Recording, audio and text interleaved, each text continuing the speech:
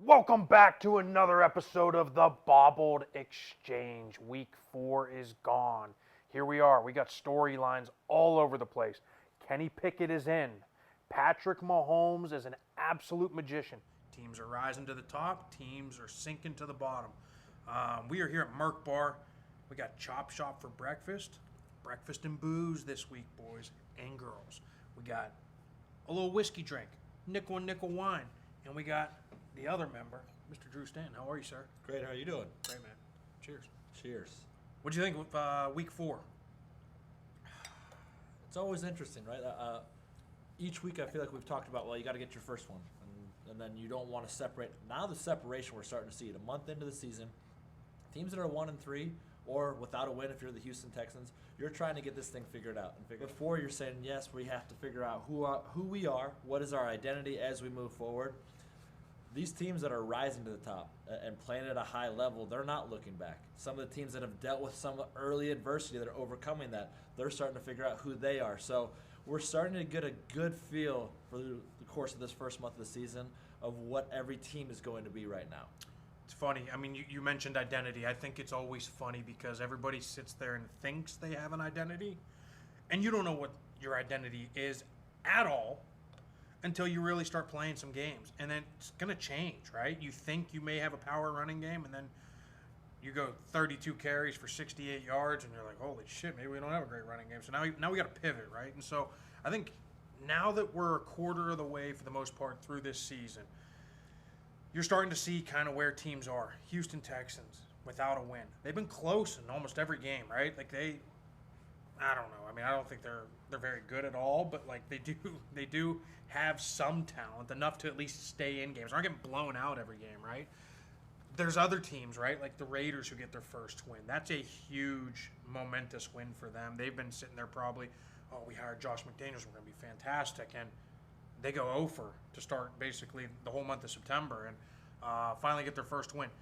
Is there any reason to panic if you're a team like that? If you're a team like Denver who had high expectations and aren't really, even the Chargers, right? Like that whole division had high expectations and they're not living up to them. Well, I think the Chargers, right, they've been dealing with the injury bug, if we're being honest, right? They have been able to still kind of ride it out. You lose Keenan Allen for a little bit. Justin Herbert's not 100%. Rashawn Slater obviously is done. They're saying he's maybe going to come back. You're dealing with so many injuries. That's just the offensive side of the ball, right? And so it's hard. When you can weather those storms, though, and you're still getting wins when you don't have your elite talent on the field, that's a great sign and a character of a football team that you want to build. I think the Denver Broncos are who they are. I think Russell Wilson is declining. I think Nathaniel Hackett's in over his head 100%, as we've seen how he's mismanaged things. When you hire Jerry Rosberg as an in-game manager to help you out 2 games into the fucking season, you're in over your head. All right, keep going. No, yeah. Well, and to that point, right, like everything looks good on paper until it actually comes together and who you're forming things to be. I still maintain it is extremely difficult to be a head coach and a play caller. Those are 2 separate entities. Those are 2 separate qualifications, in my opinion. To be a great play caller, you don't have to be a great head coach. They are not unanimous and mutually exclusive together, right? This is one of these things that you're seeing, and it's hard to be able to balance it. You need somebody in your ear. You don't hire them 2 weeks into the season. But some of these teams you're starting to see creep in that when you're wearing 2 hats, it's extremely difficult to do both of those jobs well. Let's move to the top of basically the divisions, right? Buffalo Bills get a gritty win on the road in a tough environment against, in my opinion, one of the top 3 teams in the AFC. I think it's going to come down to the Bills, the Ravens, and the Chiefs. I think that's the 3 that you got to sit there and look at when you're thinking the AFC. They get a great win in some weather, in a hostile environment, against a team where Lamar's playing as good as anybody in the league right now. Lamar is playing as good as anybody, but when you blow 2 17-plus point leads through 4 weeks, there is a huge red flag on Coaching? defense. Is coaching? I think it's got to be both. I mean, if you look at it, right, like all of a sudden there was an old saying, right? If you play prevent defense, it prevents you from winning, right? Todd Bowles, although things did not go well for them against the Kansas City Chiefs, nobody really has a recipe for how to stop Patrick Mahomes when he's dialed in. They've done a good job of revamping that offensive line. They've done a great job of revamping things without having Tyreek Hill there. They are a better collective whole offensively now than they have been. And Patrick Mahomes has a chip on his shoulder. He is done playing second fiddle to Lamar Jackson in the AFC. He's done playing second fiddle to Josh Allen and everything else that the Buffalo Bills talk about. He has earned the right, and he's playing at an extremely high level. And they're good enough on defense. They're good enough to do that. So it's going to be one of those teams for sure right now. The Dolphins are the other team that we're kind of have a question mark, but that brings us to the other hot button issue right now, concussions in the NFL. Tua, they diagnosed it as a back thing when he fell down. It sure didn't look like, I mean, my back's given out before. I'm sure yours has. It didn't look like that when you collapse, and then all of a sudden you're out on the field 4 days later, and I'm sitting there watching the game, and suddenly you lock in and he is like just completely seized up. It looks awful for this sport. It looks awful for any parent that's sitting there raising their kids that want to go play football, and probably every family member that's sitting there that knows that their person that they care about is still out on that field putting their life at risk, because it's a serious thing that people are continually learning more about. It's obviously an optics thing. They're gonna jump and try and jump ahead of kind of where everybody's going to take this, right? And so the country is going to be in an uproar. They're going to sit there and say, this is a horrible look. This is this, that, and that. And this is maybe me being an absolute fucking meathead. Maybe. Not sure. And this is maybe just a product of kind of the way I was brought up and played this game. But is there any part of you that has the same feeling I do, where it's, hey, listen, we signed up for this. It's a dangerous sport. We're well aware of what can happen from this. And is there any part of you that sits there and says, maybe Mike McDaniel sits down with Tua and says, man, how you feeling? And Tua says, I'm good. And then you say, fuck it, go play then. Like, is there any part of you that has that? Because there's a part of me, like, just because it's a head thing, right? Like, if I tore my MCL, right, they're going to sit there and they're going to come to me and they're going to say, hey, Q, how you feel? Well, on Monday, I felt like shit. Thursday, I feel okay. Saturday, a little better. I think I can go on Sunday, right? Like, is there any part of you that has that sense, or you all in on kind of where the country is right now? You know what? I think that I saw a quote from Mike McDaniels. I saw his press conference talking about that. And he said, I would not be able to live with myself if I felt like I was putting this young man in danger by putting him out there just to win a football game. And I believe him. I truly believe him. If there was any risk. Now, you start to play that game, right? I've gone through the concussion protocol system a few times, right? And more recently, when I went through my last one, there is that independent person that's sitting there telling you it's okay to go back on the field. The return to play. You've passed all of these things. Now, certain teams probably have different pressures that are put on you to be able to go out there and play, right? Tua is playing at a high level. They have a better chance to win when Tua is out there. So there's a fine line, right? If he did everything he was supposed to do and is able to pass it, then return to play, for sure.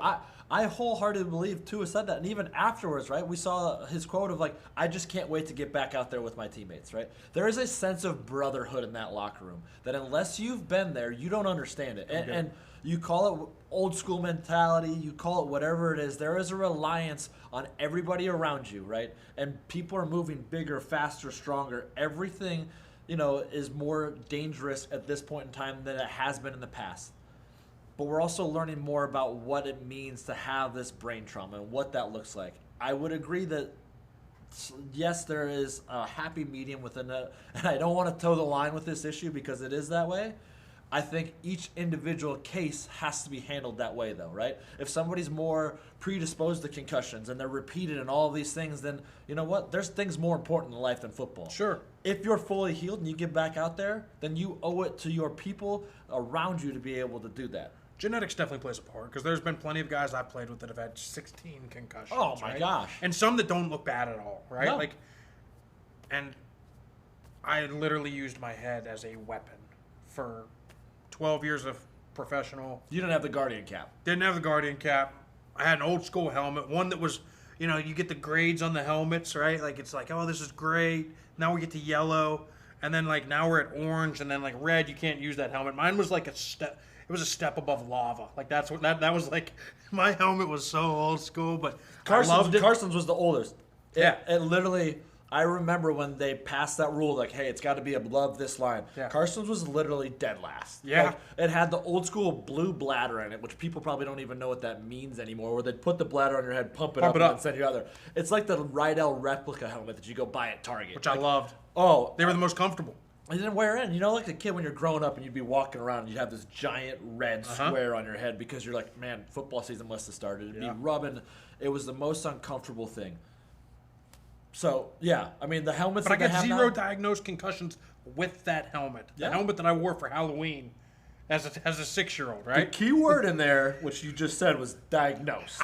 I mean, how many you really probably had versus diagnosed, which, again, that's also the old school mentality of, like, people's livelihood was at stake. I play with many guys that made careers on special teams that probably had concussions, right? And it's like, well, you just shake up the cobwebs a little bit, or a mild concussion. A brain trauma is a brain trauma, no matter what you do. But again, it's so individualized, we just don't know much about it. To your point, right? If you hurt your knee, you know you hurt your MCL, and it's going to be a feel thing when you get back. If you have decent balance in genetics and you can lie your way through a thing. I mean, I remember at Michigan State, it was senior day. I was playing against Minnesota.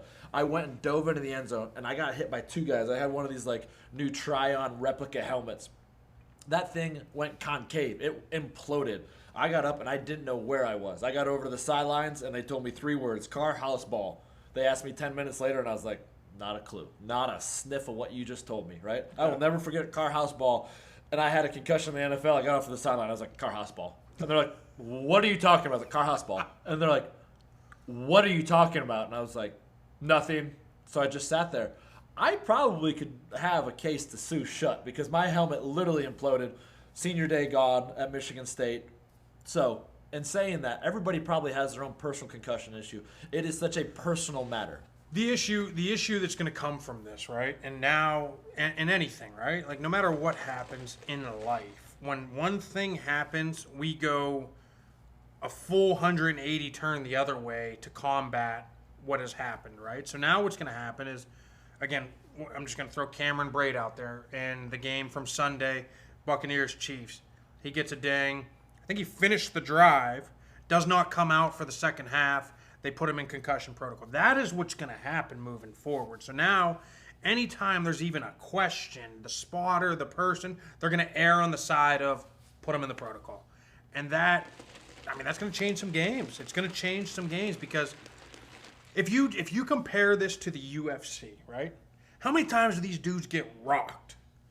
And they're sitting there and they're trying to recover and they hold on to the guy, they recover. Sometimes they even end up winning the fight, right? Like, there's no difference in getting rocked and maybe what some of these guys may have, but now they're going to get put in the concussion protocol and it may not be a full tilt concussion. So I don't know. I don't know how to feel about this. I guess I'm more of the old school mentality and people are probably fucking watching this like grow up. Grow up. You got the shortest neck, though. I mean, it's grow literally up. Like your traps just go right into the back of your skull. So I know. But has it always been like that, or is that just the old school helmet that just condensed it down short? I don't know. I think it's all part. I think it's all part of the process. But which goes to the next part, refs.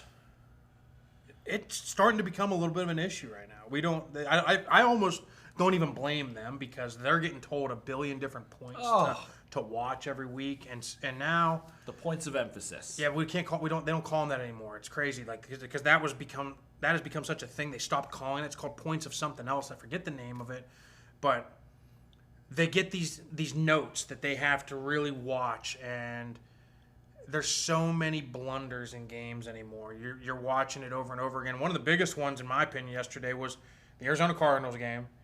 Will Hernandez, starting guard, after already losing Justin Pugh to an elbow injury. And so now they're out both guards because Will Hernandez gets suspended, thrown out of the game because he goes to the aid of one of his teammates who's getting in a little scuffle, bumps a ref, gets called in from New York, and they say illegal contact with the referee.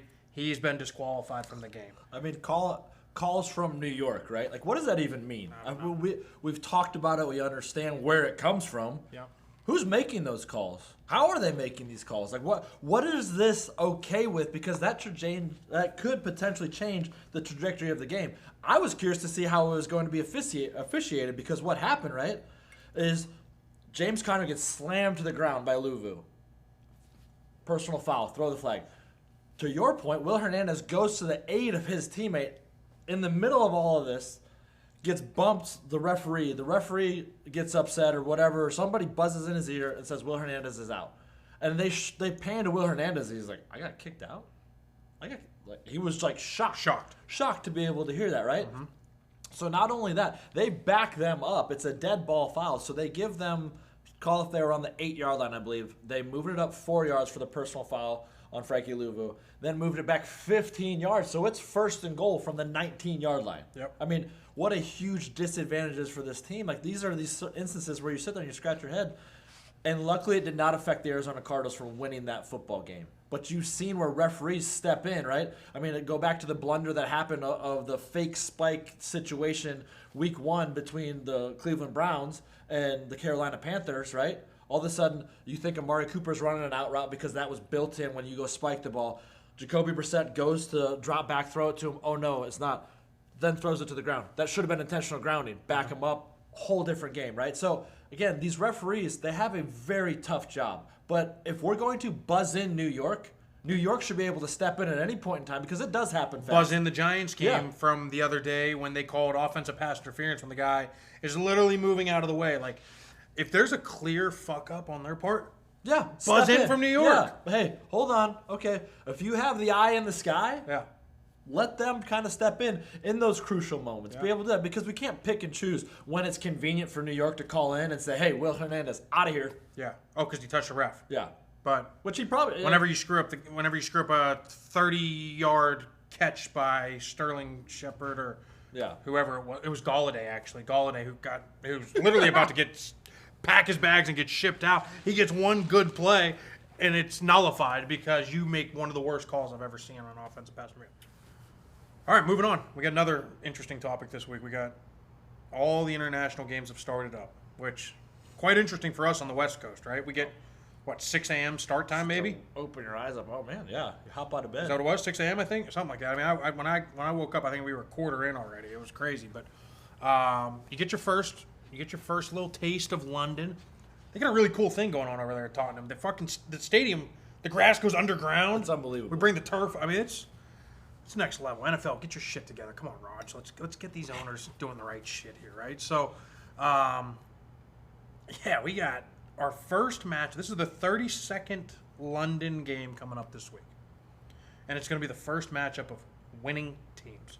Think about that for a second. The NFL's like, thank you, God, we finally have this. But, honestly, when you're setting up the international games, I get it. You're trying to get the owners over there that also have ties and allegiances over there owning Premier League soccer teams, whatever it is, right? At the end of the day, if you're trying to build this game up internationally, put some fucking good games on over there, right? Here's the thing, though, right? So you also strategically, what markets actually make sense, or which team is foolish enough to give up a home game to have that be the case. Now, the 17th game actually makes sense because it can be a quote-unquote neutral site, sure. Right? That's how the Cardinals are justifying this when they go play in Mexico City. Sure. Right? The 17th game kind of nullifies giving up that, where the Jaguars were used to be like, hey, let's go over there. We at least are going to have some energy in the stadium, which is neat. And saying that, the New York Giant market obviously is going to be strong, even though they've been abysmal. The Green Bay Packers is as strong as a team and franchise is. That logo means something to anybody internationally. They know what that means. It's synonymous with success. So in looking at those two teams, nobody would have thought they would be 3-1 right now of the New York Giants, but they are. And so this matchup becomes even more intriguing because of what this adds to the package of what they want to do, and people will tune in. I'm curious to see what these numbers come back at, because this is the first really good matchup that has something meaningful within the game. I also want to bring up a major point here, which most people don't realize, right? If you're flying, that game was in Green Bay, so if you're flying from Green Bay to London, which is probably a 8-hour flight, maybe. I don't know. Somewhere in that range, I'm assuming. It's going to be a long flight. How much better is that flight going to be today with a big win, even though it was against a team who's not playing very well, third string quarterback, still a win, versus had they lost that game. It would have been awful. But here's the thing that I want to go back to what you just said. Who knows when they're leaving? Some of these coaches overthink it, right? These sports science guys, or the nutritionists, or the sports performance guy, or the this and that, and they try and balance up sleep and your arcadian rhythm and blah, whatever it is.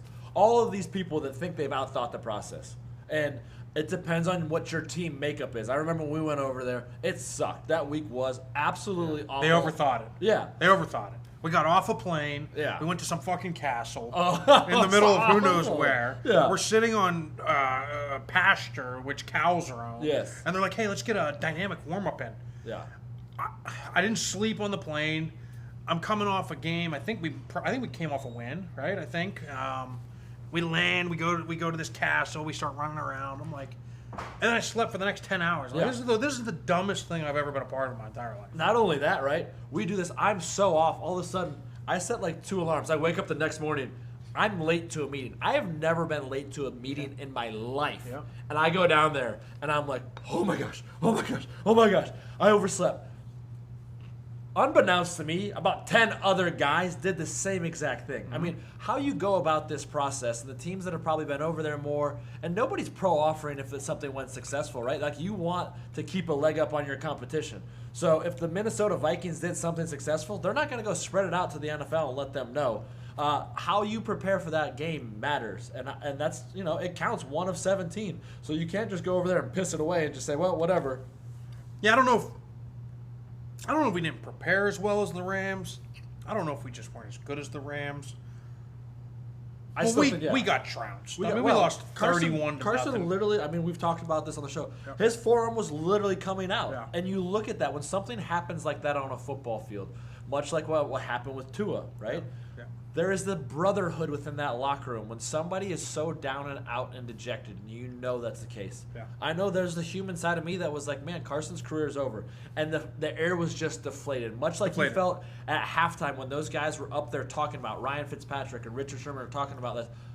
There's a sense of life that goes beyond football when you have that. And you have this deep empathy for somebody like everybody had for Tua, right? And it was like, wait, now these guys are going to go play a football game. And when you heard, okay, he's got movement in his extremities, he's doing better, that helps realize that, okay, you can kind of go back a little bit more, but the damage is done, right? Yeah. I would have hammered the second half all in on what was going to happen with the Bengals, and luckily I had that game. Good, I love that. All right, well, that's a perfect segue. You talked about the humanized side. You talked about, we talked about some injuries there. Let's ride into the backup plan. Injuries are starting to become a bigger part as we roll. We got Teddy Bridgewater probably moving forward as the quarterback of the Miami Dolphins. Don't know what the extent of Tua's deal is. We got Saquon Barkley moving forward as the quarterback, possibly. Maybe, yeah. In London. Don't know what they're going to do. We have Kenny Pickett. Again, he looks to be, in all accounts, the starter moving forward. He didn't throw an incompletion. Granted, 3 of the completions went to the other team, but he looked good, right? And that's without a week of practice. The first play action he threw that got picked off, Claypool's got to make that play. Well, you're 6'6" against a 5'9". He should make that play, right? You go up and you high point it, but unbelievable job by the defender to get a hand in there and just knock it away at the last second. And our boy Jordan Whitehead coming away. So, a very good defensive play. Do you expect Claypool to make that? You do, right? You give him a chance, you throw it up there, and you expect him to come down. Just a great defensive play, and then Jordan Whitehead's right there to be able to get the interception. So, that one, not so much on him. He did look comfortable. He added a spark. He did everything. Look, this is a team that is going through a transition. It's not a rebuild. It's a transition. 100%. Yeah, it's... Well, Deontay Johnson said it's a rebuild. So we'll get to that. We'll get to that. Yeah, I think this team has been clamoring for Kenny Pickett. I think the city yes, has been clamoring for. Every single bad play, and Trubisky hasn't played horrible. I think they've put him in bad situations. He's thrown some bad balls. Canada stinks. Matt Canada's not doing a great job. Canada stinks. And that defense isn't really helping out either. It's kind of crazy to think about. But you have injuries, right? You you lose the defensive player of the year, there's going to be a downfall. I don't care what it is, right? There is a transition. What I love, though, is the leadership, right? Mike Tomlin is not going to let this thing go awry. He's not going to let them stray too far off the path because there is a certain standard that has been set within that locker room. Kenny Pickett's going to come in. He's going to infuse life into that situation. You can't go back, and it sucks. You saw the writing on the wall. It was just a matter of time. When you draft somebody that high, and look, I think Mitchell Trubisky is a starter caliber player in this league. He has to be put in a position to be successful. He hasn't had much continuity. But in saying that, right, so once you decide to make that move, you never look back. You can't look back. It's the same thing, and I'm pretty sure about the same fucking point in the season, if I remember correctly. Sam Bradford hands it over to Josh Rosen. They're obviously hoping Kenny Pickett's a lot better than what Josh Rosen did. But it's about 3 games. You get about 3.5 games, and then we got to start making that move, and we got to get some different energy here. Was it 9 other mistakes or 10 other mistakes that were made? I think it was 9 or 10, but I think they're getting the last laugh now. I don't think there is as big of mistakes. But in saying that, right, the other thing that you always have to be prepared for, which again, you see the leadership of Brian Daboll with the New York Giants, and you touched on it. Saquon Barkley goes in to finish this game off, runs Wildcat, does an amazing job of bringing them all the way down to get a field goal to be able to stretch that lead out as far as they possibly could and come away with a win. Yeah. Now, Tyrod Taylor unfortunately goes into concussion protocol. Daniel Jones is already out with an ankle. Daniel Jones tries to come back in. His toughness was on display, but he obviously was ineffective. So you go to that plan B, and you always have to have that plan, right? You have to have the ability of say, okay, our running back is capable of doing this. You might practice it only once in training camp or throughout the course of it, but you're prepared for it. And they were prepared and helped them win a football game, which is another form of a backup plan. There's no question about that. And the crazy thing about it is, typically when you do those Wildcat things, the quarterback, in this case, the running back, right, is never really handing the ball off. Very few and far between, right? Like it's always a fake handoff and he's keeping it, running a power, running whatever. I'm pretty sure the first play in, they handed the ball off, which was insane to see. It was a clean handoff. They get it. It was pretty perfect for the most part. But again, that won't be able to happen against better teams. No. They've played dog shit teams, hence the fact they're 3-1. Now we're going to see the first true test of playing a good football team, and how are you going to react against Aaron Rodgers and the Green Bay Packers, who are starting to get healthy, and again, at the top of the list of the NFC. Yeah, well, and at the very top of that list right now is the Philadelphia Eagles, right? You look at what they've been able to do. The Cardinals are 2-2. They're coming to Arizona this weekend to play, and we'll see what they're about. They're dealing with 2 injuries right now on the offensive line, an offensive line that has been mauling people. That again, just like the New York Giants, when you line up in Wildcat, you know it's going to be predominantly run. When you can impose your will and run on somebody and continually chew up yards and first down, it breaks people's will. That is what the Philadelphia Eagles have been able to do. But you're missing your left tackle now, and you're also missing your right guard. Can you plug that in? Is it sustainable to keep a cohesive unit with that front 5 when you're plugging 2 guys in that haven't been there? I think there's 2 factors in this, right? First factor, Jeff Stoutland. You know him very well. Phenomenal coach. Phenomenal offensive line coach. Second factor, which is the X factor, Jalen Hurts. It's the same thing as Kyler Murray. They can always make somebody miss. You can always make somebody miss when you got somebody like that back there. So you don't have to have all this added pressure of sitting there and thinking it's Matt Ryan back there, and you have to be perfect at left tackle. Or I think Samuela's right guard, I think. So left tackle and right guard. So 2 different sides of the line. Left guard, center, right tackle, as good as they're coming right now in the NFL. Kelsey's playing at an extremely high level. Landon Dickerson's coming on as one of the best guards in football. Lane Johnson has been a dog for years. I mean, one of the premier right tackles. So you got 3 out of 5 that are as good as they come. They still had 200 and something yards rushing yesterday. I think they don't skip a beat. This is going to be another case of plug and play. If you need to get some chip help at left tackle, you'll be able to get it. Keep it moving. The only thing that'll be interesting if they can't run the ball is Jalen Hurts good enough to win the ball game just by strictly having a drop back pass game, a quick game, because that play action just opens everything up. When you establish the run and you're able to do that, and you have 2 elite wide receivers and a third really good one, and a really good tight end, they are very dynamic across the board with their skill set. Yeah. But can they manufacture that without this? I mean, I would imagine it's a top 5 run game. I don't know the stats, but they are running on everybody at will through the first 4 weeks. You got to put Philly. You got to put Cleveland. And now we'll move on to the last part of the backup plan. The Atlanta Falcons. Oh, Their run game is awesome. I've talked about them a few times on my In the Trenches segment. I love it. I love what they're doing up front. I love what Arthur Smith and that offense is doing. And I love every one of their running backs. Cordero Patterson goes out yesterday, who is an absolute stud. And they put in Huntley. They put in, I think the other guy's name's Algier. yeah. Right? And they don't miss a beat. They both have big runs in the game. Like, that run game is awesome. Well, I mean, you're able to plug and play much like we've seen from San Fran. The San Fran or the Shanahan type of Yep. system, right?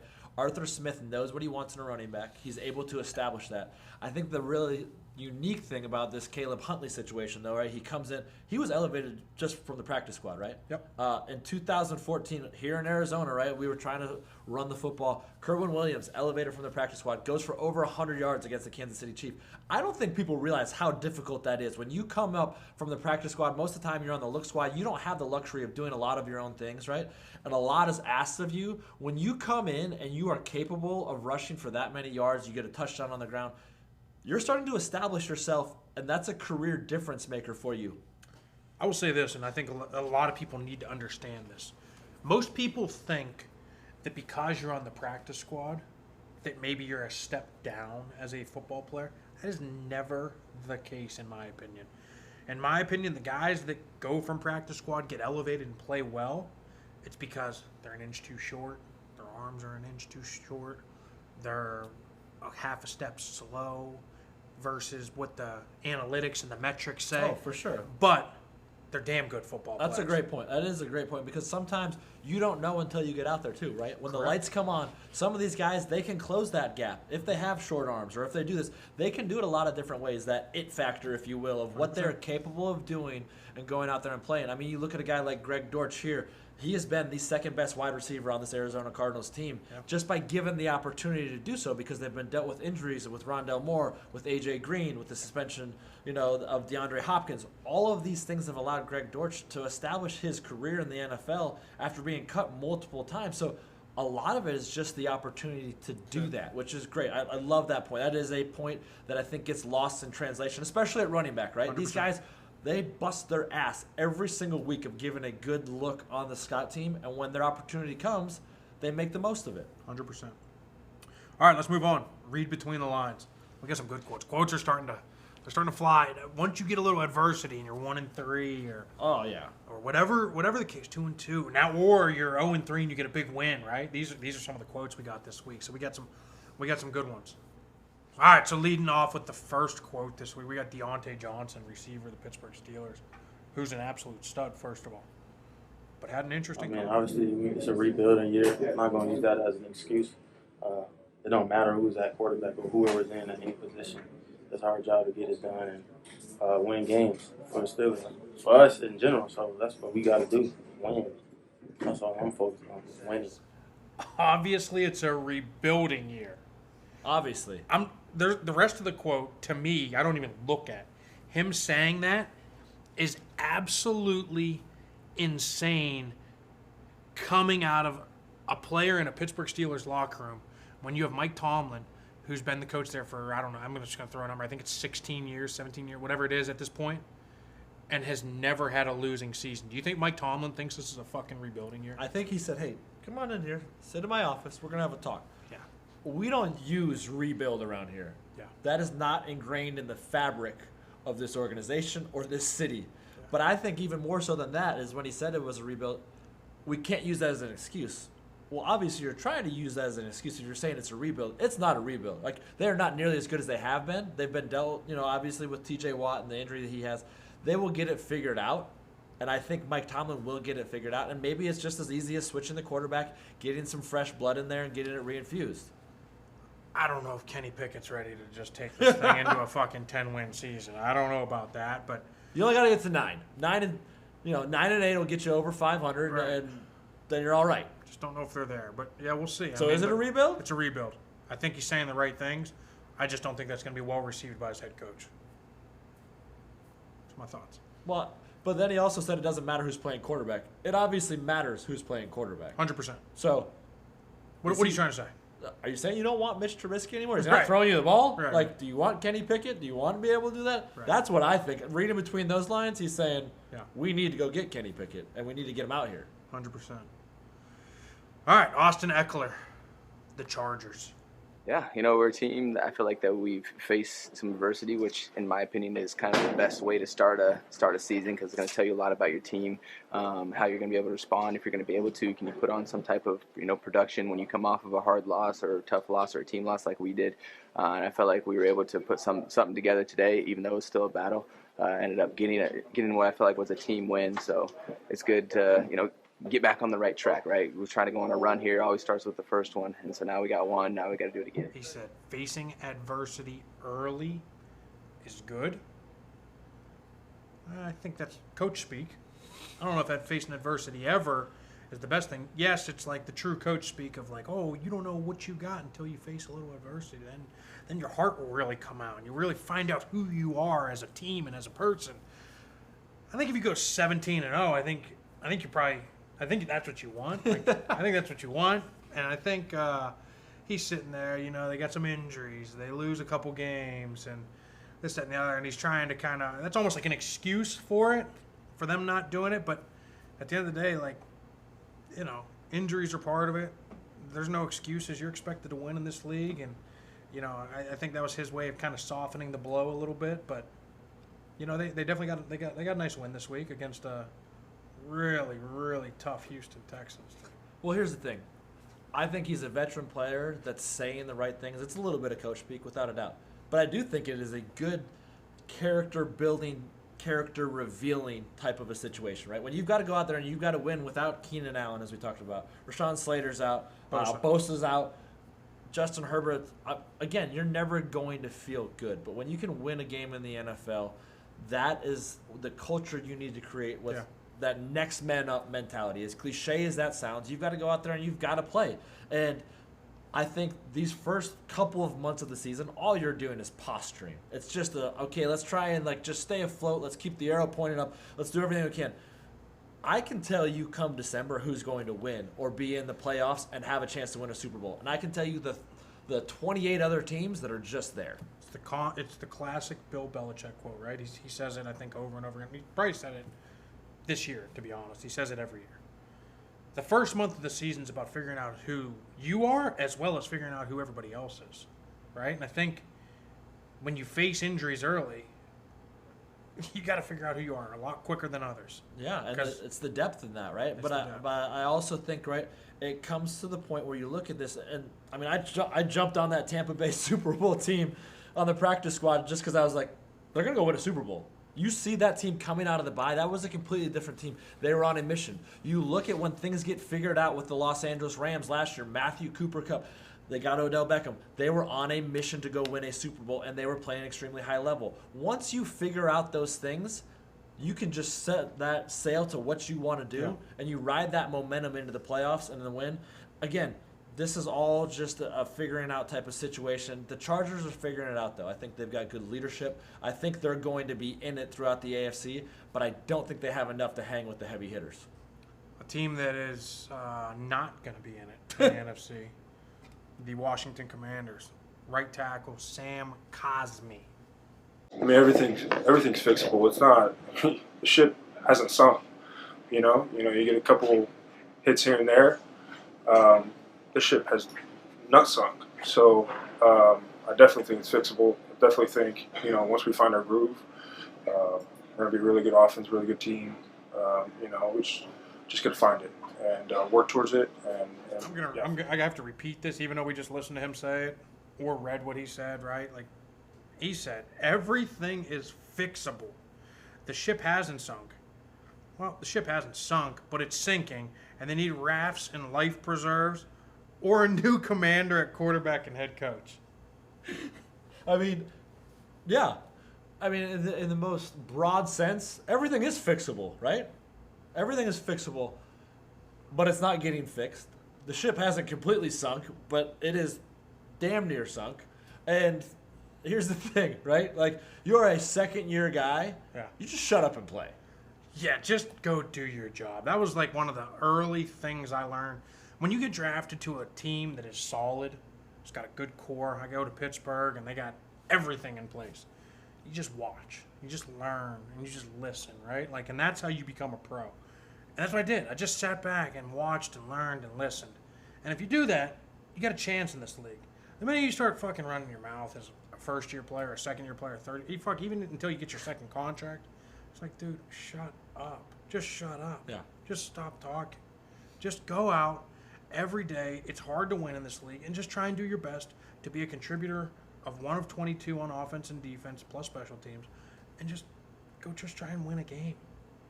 It'll solve everything. What was that like a strategic plan by him to say the ship hasn't sunk though as being a part of the Commanders? That's what It's an unbelievable. I looked at it and I was kind of like, okay, like I mean I get the reference, but yeah, man, the ship is gone. I mean, again, that you talk about rebuilds. That is a rebuild from a head coach to a quarterback to an entire thing. I mean, shoot, they might even have to sell the team and get new ownership. That team is in flux as anybody right now, just because of what they're up against. And for the right tackle to be saying comments like that, I mean, it's outlandish because it's over for them already, and we're a month into the season. It's over. It's over. It's absolutely over. All right, we got Trevor Lawrence. It rains a ton, obviously, in Florida, but just today was the wind and everything. It was pretty brutal, and just, at the end of the day, no excuses. We're both playing in it, and like I said, just really, really frustrated right now, and excited to watch the tape, and just, I mean, it's going to be brutal to watch it, and just to see all the missed opportunities and things that we had, and I mean, with 4 turnovers and to still have a chance to go win the game at the end, it doesn't usually happen. So it shows that we played well in other areas. So we got to clean that up, and we will, and I'm confident in that. But it's definitely sucks right now. Trevor talks basically about how it rains in Florida, right? He says it rains in Florida. We get this. They play in some elements, right, in Philadelphia. They get elements that they probably weren't prepared for, because I don't think Philadelphia was expecting to get hit by a hurricane that hit at literally the other point of the country, right? But they do. They get some remnants of it. They get some wind. They get some rain. They get all this stuff. He says no excuses. Talks about how it rains in Florida. Well, which one is it? Yeah, Like the wind too, right? Then he throws the wind in there, Then he throws the and wind. everything, and He everything. throws every excuse in there about the everything. elements. Talks about how they prepare in elements, but when they get in elements, it makes it harder, but there's no excuses. So he said 3 different things. At the end of the day, both teams had to face it. He also said We've played in games with elements. You get the little wet ball thing, which makes it a billion times harder than it actually is. When oh my God, they dunk it. Yeah, I mean, dunk it in water. They're shooting a hose on it. They make it a billion times harder. I think most people actually prefer when the ball's a little wet, right? Like as long as it's not pouring. At least I did. I got a little better grip when it was. I think Josh Allen there's said a that happy yesterday. medium. Yeah, there's a happy Tackified. medium. Yeah, Tackified, I think, is the word that Tackified. Josh Well, Allen said. Yeah, but I don't know if Kenny Pickett wants that with his gloves on. We saw a lot of people in games Sunday wear their gloves and not be able to catch a thing. Take the gloves off. Okay? Take the gloves off. But, yeah, getting back to Trevor, right? I mean, He had 4 turnovers too, right? And blamed last week- everything without blaming everything. Yeah, exactly. Indirectly, like, it all starts and stops with me and blah, blah, blah. But, the rain is what the rain is. And yes, it rains in Florida and blah, blah, blah. Yeah. But it was the wind and everything. And it's hard, right? Sometimes that's on a play caller to be able to help you out. But some of those throws that he had are inexcusable. When you have 4 turnovers, you're not going to win many football games. Yes, they were close to trying to come back and make it look blah, blah, blah. They even jumped out to an early lead. But it's a 4-quarter game for a reason. Last week, you say, okay, we have arrived. We beat the Chargers. We are a good football team. This is who we are. This is a week-to-week business. And then next week you go out and you throw 4 interceptions. You turn the ball over in the red zone. You can't win football games. It is a 4-quarter game. And to be able to do that, you have to play all 4 quarters mistake-free or limit your mistakes. 4 turnovers is not limiting mistakes. No, it's not. And in this league, 1 mistake cost you a game, let alone. Especially in the red zone. Especially in the red zone, let alone 4 of them. All right, let's move on. We had some pick sixes this week. We did. We had some pick sixes. We saw one actually in the Philly game. We had Aaron Rodgers throw a very uncharacteristic That was the guy got his feet caught up. You know, he's thrown it to a spot. I honestly, that's a timing route where you're trying to put it on the ball on the sideline. Now, did he leave it a little inside? Maybe, but at the same time, the receiver falls down and gets his feet tangled up. Not a big deal. That's going to happen when you're throwing out routes. Again, I don't think that's a big deal. It was a big deal to you because you didn't cover because of it. Not a chance. Not a chance I covered because of that, but that's okay. That's okay. That and the play clock issue where the play clock's at 0, and let Bailey Zappi throw a moon ball over everybody else and somehow throws a touchdown pass. But good for him, man. They're going to have to figure out what they're going to do. Is Hoyer going to get cleared in time? They've got their own backup issues and plans to deal with. They do. All right, let's move into our picks. All right, I think I got some good picks this week. I got 3 of them. You said that every week. Like I was always. going to say. I think I feel real good about this. I'm doing okay. I'm somewhere in that 50% range. Hopefully I get one in the Monday night game. We're still waiting for a clean sweep for one of us. I know we are. We're still waiting. All right, so my first one, I think I really like this one.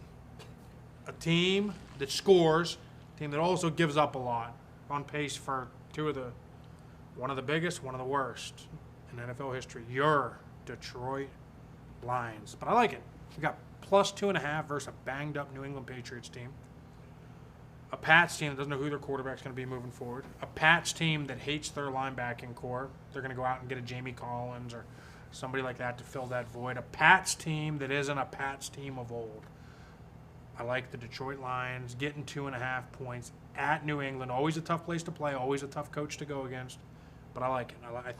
I think they're right there and could possibly win that game. Tennessee Titans. No money line, though. No, I don't mess with money lines. I only mess with money lines and parlays. Tennessee Titans minus 2.5 at the sinking ship Washington Commanders.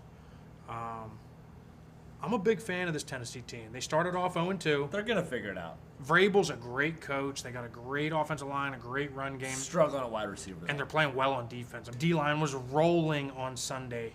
Autry, Jeffrey Simmons, they are all playing really well.